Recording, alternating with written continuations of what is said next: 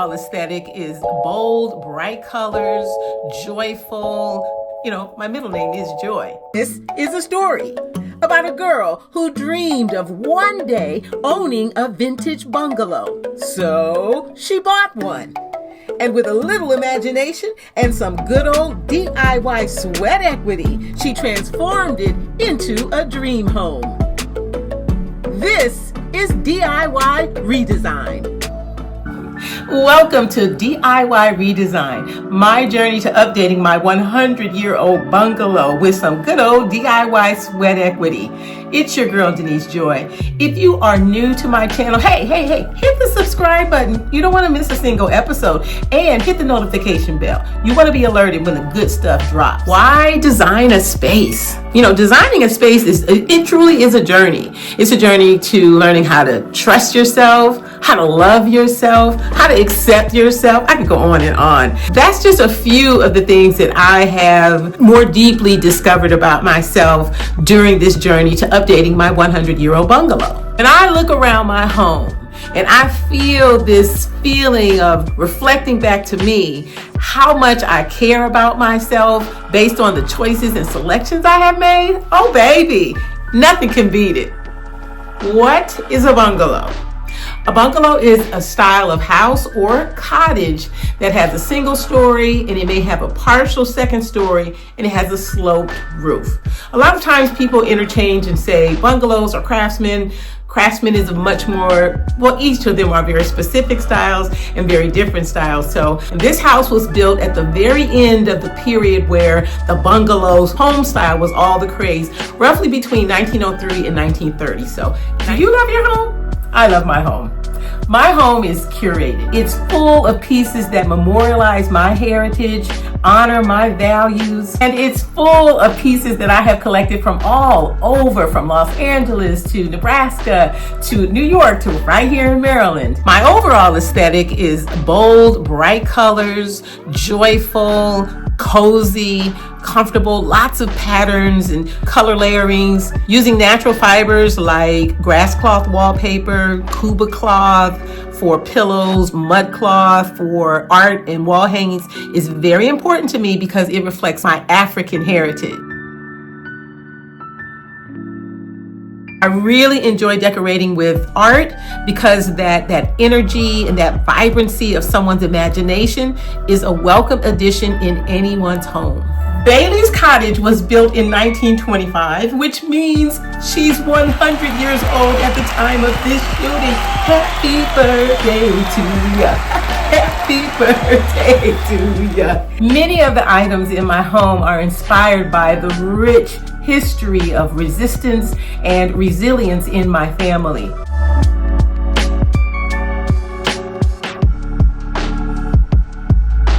"25 years ago, my first home purchase was a 1940 Colonial. I was just starting out as an academic professor and I had a tiny budget. So I leaned all the way into my DIY expertise.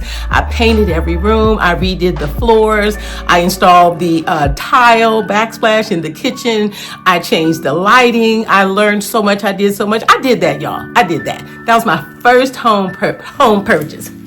I have a background in both visual art and theater, and every apartment that I lived in before I started purchasing homes, I always decked it all the way out. I mean, full on painting all the walls, cabinets, you name it. And I always had to pay that design fee because when I left, I wasn't going to paint everything over again. I was done, and I had lived my best life creating the apartment to be the way I wanted. But what I really hungered for was to purchase my own home. A few years ago, I used my genealogy skills to create the genealogy of the house. How cool is that? As I said, the house was built in 1925. Look at those prices. One interesting fact I discovered about the house was the first owner. His name was Edmund D. Campbell. He died in 1995, and the Washington Post stated, "In life as in court, Ed Campbell fought injustice with a passion, insisting that freedom be accorded citizens without regard to color or belief." believe strongly in stewardship. So I feel very much like a custodian, a caretaker of this old house. Do you live in an old house or a well-loved house, a well-lived-in house? Drop a comment and let me know in the comment section below. While doing the genealogy of the house, I discovered there have been several owners in its 100-year history. However, one of the facts that I uncovered is that I am the very first African American to own this property. Unfortunately, historically, Maryland did utilize house covenants, which prevented African Americans, Black folks, and others, Jewish people, or anyone that was othered, other than white, from being able to purchase homes and build wealth in many, many areas of the state of Maryland. Actually, while growing up, I never thought I would be a homeowner. I lived in 13 different homes from the time I was born until I was 17 years old. It was really ingrained in me that you lived in an apartment, you moved a lot, and then you moved again. So I had a lot of work to do to create a mindset shift that would make me think about what I was worthy of and my financial capabilities, both for purchase and maintenance, so that I could achieve one of my lifelong dreams. And I did it 3 times. My family was originally enslaved in Virginia, transported to Arkansas, and then eventually migrated to Nebraska, which is where I was born. And now I have made my home here in the Maryland area. And like I said earlier, ended up discovering that my ancestors actually originated my 3rd great-grandfather enslaved right here in Maryland. Now, after selling my first home, then I purchased a swank condo right in the heart of Washington, D.C.'s U Street area. I enrolled in a home buyers program, a special program. I encourage you all to check that out if you're interested in home ownership. And I had also saved up some money. I had a little bit of profit left when I sold my first home. And so this time I was able to go all in and really capture the Afro-Bohemian, modern, vintage, a little bit of Parisian aesthetic that I was going after in that home. Check it out.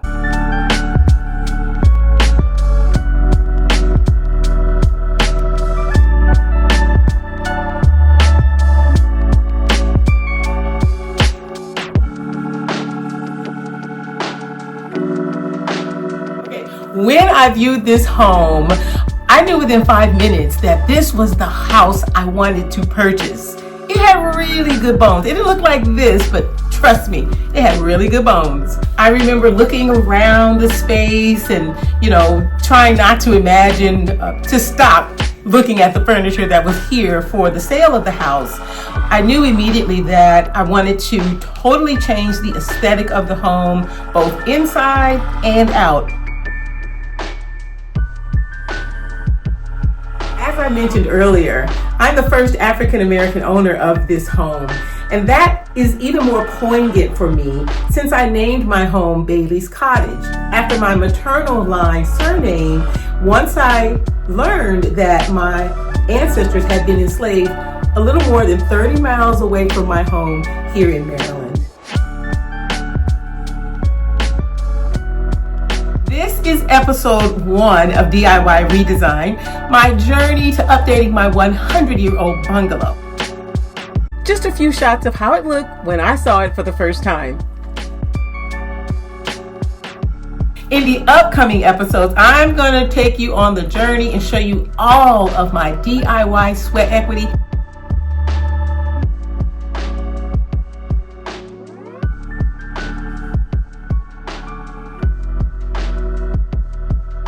And I did some hiring out, contracting to do things like the bathroom, although I designed it, did the layout, selected all the finishes and so on, as well as the kitchen. Those things I did contract out. But I did paint the kitchen cabinets and the walls and ceiling myself. So DIY sweat equity for the win. The upcoming episodes of both season 1 and season 2, I will showcase my talent for combining colors and mixing patterns and how to put objects together to create that aesthetic of warm and cozy and welcoming.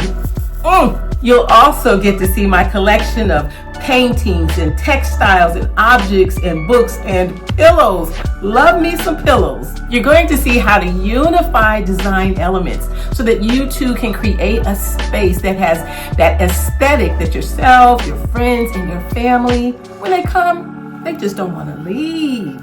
I am really excited to take you on this journey with me during DIY redesign. I know that you are going to be inspired, you're going to get excited, you're going to say, you know what, I can do that, or I can do my version of that for me. I'm confident about it.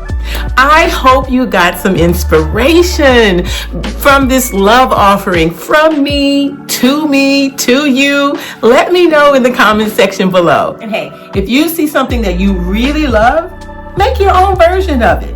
Bottom line, keep pursuing your home redesign dreams.